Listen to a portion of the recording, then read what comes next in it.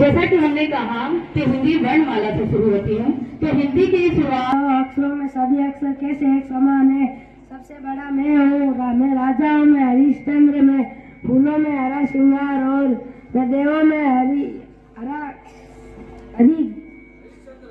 हरिश्चंद्र, और मैं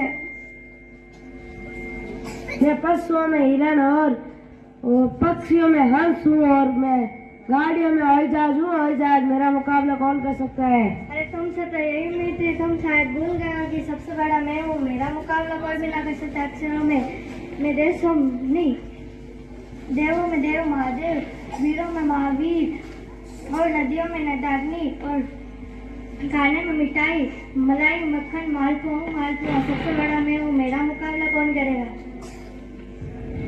ओ भाई साहब, क्या इतना बड़ा बड़ा आंग रहा है? सारी दुनिया जानती है कि तो जीवों में मच्छर और मक्खी है, रोगों में मलेरिया, लेकिन मुझे सब हुजूर कहते हैं।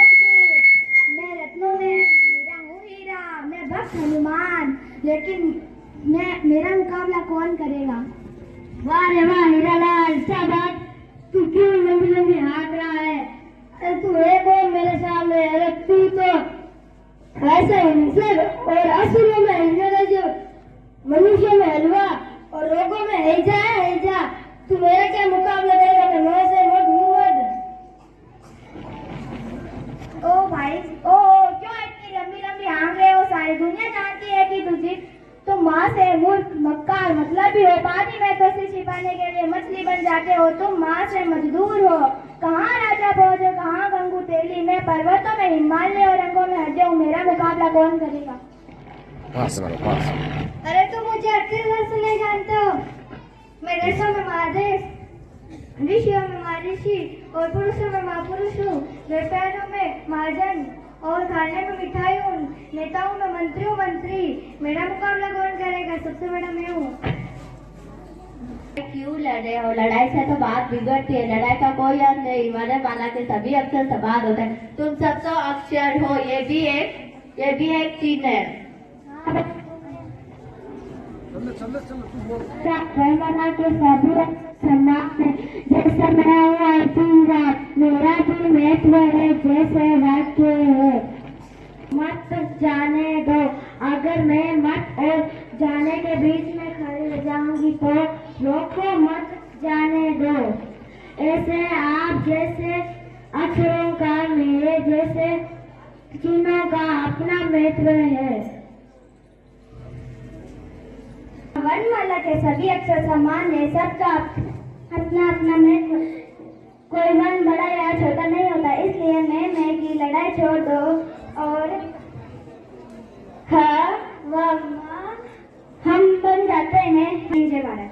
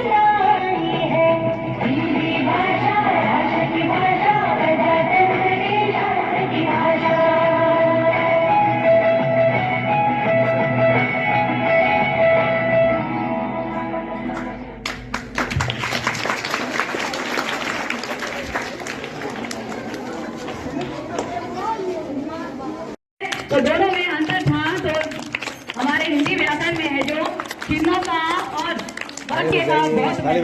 तो हिंदी एक ऐसी भाषा है जो जैसी दिखती है और वैसी ही लिखी जाती है और वैसी ही बोली जाती है, जो सरल, सहज और कठोरता से है, और ये आप सभी को है जो एक सूत्रता में बांध के रखती है। धन्यवाद।